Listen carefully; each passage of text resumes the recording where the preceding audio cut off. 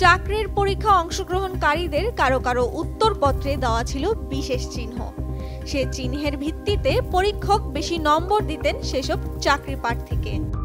মাদারীপুরে police constable নিয়োগ পরীক্ষায় ৩২ শিক্ষার্থীকে এভাবে বেশি নম্বর দেওয়ার অভিযোগ উঠেছে।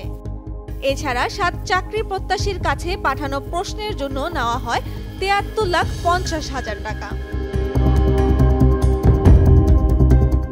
২০১৯ সালে পুলিশের ট্রেইনি রিক্রুট কনস্টেবল টিআরসি পদে দুর্নীতির অভিযোগ তোলে দুদক। দুদকের করা মামলায় সাবেক পুলিশ সুপার সুব্রত কুমার হালদার সহ ৫ জনের বিরুদ্ধে অভিযোগপত্র দেওয়া হয়েছে মাদারীপুর জেলা ও দায়রা জজ আদালতে।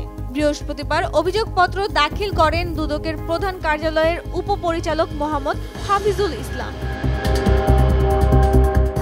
পুলিশ সুপার ছাড়াও অভিযুক্ত বাকি ৪ জন হলেন সাবেক কনস্টেবল নুরুজ্জামান সুমন, সাবেক কনস্টেবল জাহিদুল ইসলাম, সাবেক টিএসআই গোলাম রহমান ও পুলিশ হাসপাতালের সাবেক মেডিকেল সহকারী পিয়াস বালা।